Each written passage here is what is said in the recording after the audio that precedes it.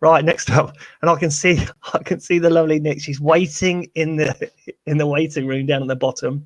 It's Nick Ponsford, who's going to be up next, a video on educational bias. So we'll watch her video and then I'll drag her in to the live feed so that she's got any questions to ask. Oh, look. There she is, look. Oh, hi. Sorry, Graham. Oh, I was just reading this book. It's a great book, yeah. Thanks for the plug. Shameless. Yeah, it's going all right, isn't it? Yeah, amazing. How are you doing? Yeah, good. I'm loving it. You know, I'm drinking cider, watching some brilliant CPD. I don't know what more I can say. I'm just loving life. All right, let's get your video up, shall we? Okay, I'm a bit. I'm absolutely in awe of Mal's just last. My dulcet tones won't have the same effect, I'm afraid. But yeah. And see if you can notice a bit where I heard something go crash in the background with the 3 kids. Oh, right, okay. Yeah. Hi, my name's Nick Ponsford, and I'm co-founder of the GEC. The GEC is a platform, a charter, and a community. We believe that gender imbalance is everyone's issue. We believe that achieving equality over sexes will ensure a better, fairer, more prosperous society for everyone. For the last 2 years, we have been researching what the issues are. Why is there still a problem? Why are there still gaps when it comes to equality? Why is there a gender imbalance? I've been so passionate about this, I'm now doing this at a doctorate level. It appears to be something as complex as a game of Kaplunk. When it comes to equalities, there's lots of different parts of it. We have the decisions that everyone makes, the language, the practice and policy. There are shortcuts, there's room for error, but there's room for success too. We believe we need a collective approach to learn from each other to make it right. One of the parts with that decision making boils down to the everyday big little things. This is important. The way that we speak to each other as parents, as teachers, as leaders. We are in a position of responsibility and our decision making is key. We need to be self-aware. Self-awareness is pivotal to being authentic, to helping us to make informed decisions. When it comes to decisions, bias has a major impact. It impacts on how we interact with students, our families, with one another. But the good news is it's not our fault. Well, it's not your fault. It's not our fault. It's our tricksy brain. Human beings are all biased to some extent. The brain is bombarded with 11 million bits of information per second. The conscious mind can only take in 50, and we process 7. Mental shortcuts and assumptions help us to make sense of our world. We look at appearances, background, cultural capital, race, disability. We make assumptions on what others can and cannot do, about what we can do, what we can't do, what others want, what they do not want. We make stereotypes. We label. We limit. And this is a problem. Our tricksy brain is only trying to make things easier, but it actually stuffs things up for us and for others. What I'd like you to do over the next few minutes and going on from this is think about the biases that have surrounded you. For me, I've had to check it myself, and I'm going to share a little bit of that now. Whilst I'm doing this, feel free to have a little think about what your story's been. What labels have you had? How could that limit you? Here's one of my first ones. I had a bit of a chaotic childhood. Council house, alcohol and violence. I didn't know that's what it meant. I loved going to school. I had biases around me that help me now understand that learning where children are from, what their home lives are like, what their cultural capital is, matters. For me in school, I was seen, I suppose, as a girly SWOT. Although statistically speaking, our girls do achieve better in school, this does come with problems. I was a girl who had an opinion. That wasn't always good with the other people in my class. I was the first girl in my family to go to a grammar school and then to university. I was different. I remember having to take my tie off on the way home on a council estate so the older kids didn't see that I went to the grammar.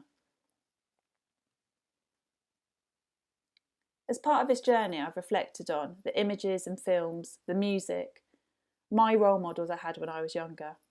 And what I realised that many looked fairly similar to me or had the same opinions or the opinions that I wanted to have. This is a really good exercise in understanding who stood out for you and who made you what you are. It's also important to think about our students, who they see, who they're inspired by, and who relates to them. Self-identity and self-awareness are crucial to our confidence and being open to others. The next title I had was of teacher. I had my own assumptions of what the job would be, but working across several schools in the south of England with some of the most disadvantaged and vulnerable children, it opened my eyes to what actually education is fully about. When it comes to bias, there are 4 key types. Have a little think about these and how they might have impacted on you or those around you. Affinity bias. This is when leaders are more likely to promote, or people enjoy working with staff that are similar to them, or speaking to students that have familiar sounding names. Within organisations, people are more likely to assign work to staff they formed a favourable unconscious bias for. There's a halo of a mini-me bias. This means you automatically apply positive attributes to someone that you like. Perception bias is when we lose objectivity about groups and apply stereotypes. An anchor bias means we make decisions that lean towards the initial piece of information we were given.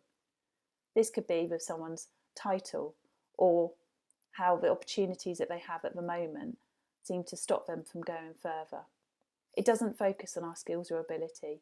It doesn't focus on what is actually deserved.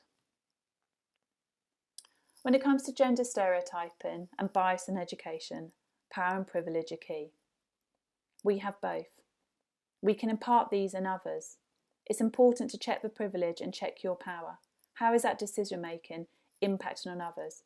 How is that bias impacting on your decision making? One of the ways that you can do this is look to how to smash those stereotypes. Firstly from yourself and then around you. The good news is that there are many schools and colleges across the country doing this. We have hundreds of examples in our collective, and we try to put out as much information to help others do this as well. We'll have some more information in the autumn of how we can help early years settings through to post 16 on this. Lots of work have been done. Give me a smile or a wave if you've got workplace flexibility. Give me a smile or a wave if you've had a good time on maternity or paternity leave. Let me know if you've had more of an inclusive curriculum. And I hope none of you have got a nudie calendar in the staff room.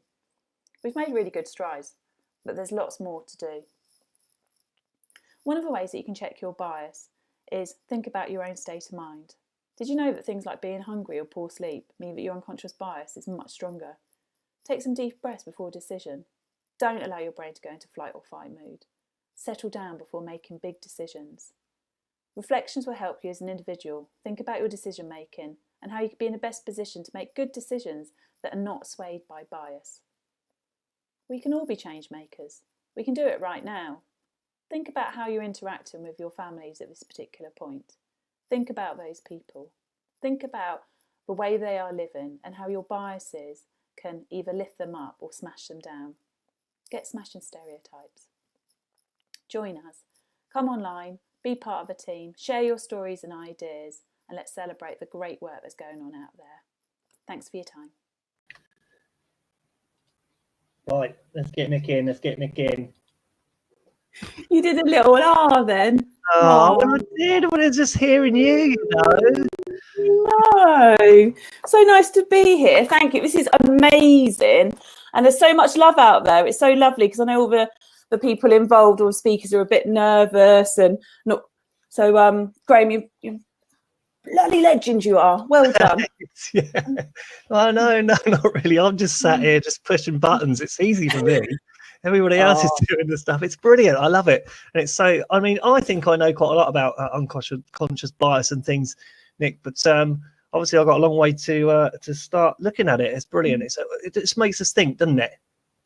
Yeah. And do you know what? I think we're all learning. I'm just, reading, constantly reading, and all the people in the collective getting all their books and taking it in. And still I keep coming to different points of it and understanding, but I think it really boils down to just being kind, thinking about what the decisions you are, I don't know, what come out of your mouth, the way you look, the eye rolls, the way you bring people in, and you know, no one's got it right. Everyone, I think, feels that whatever the most important point to them, so it could be race, it could be gender, it could be around disability. It depends whatever anyone's journey is. That is always the most important part around bias, I found. Yeah. And I think the arguments about what's more important need to kind of stop. And actually, we just need to take time, reflect, and just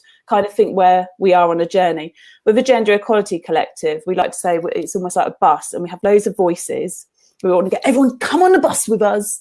But, you know, everyone's got different journeys, and everyone's got different narratives around it. And, you know, I know, Graham, I mean, you brought Kat and I together before we founded this 2 years ago. And I see you're still learning, and, absolutely, you know, and I think that's fine. I think that's very positive. I think it's a very positive, healthy way to be, that we keep, you know, I had a bit of a journey this week when I sort of like put the speakers out there, and Pran, he challenged it, and he said, look at this, look at the speakers, look at, are you giving everybody an opportunity to speak? And that made me think then, and I think we've got to. And again, I thank Pran for actually, you know, challenging me and making me think about that, because actually what it's done is it's made this a much better lineup than it was before anyway.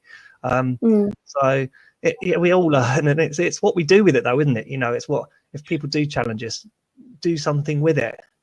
Yeah, but I also think it's about there is the challenge, which is healthy, but it's, you know, there's a kind of polite respect. I think what can happen is we want the conversation to keep going, and I don't think there needs to be any infighting. And I do see it on Edu Twitter, and I kind of come away from it.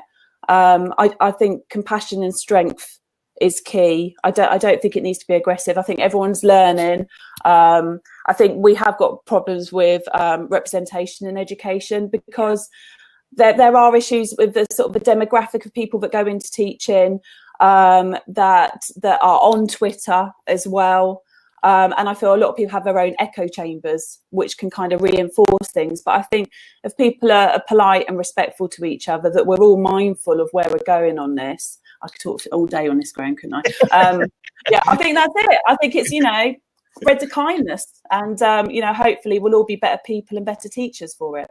And do you know what? I think that I'm going to leave you there, Nick. Thanks very much, because we've got someone waiting. I've got 2 people in the waiting room.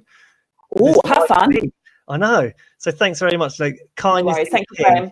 It's been really lovely having you with us. Yeah, enjoy the rest of the day yourself. Take care. Thank you. Right.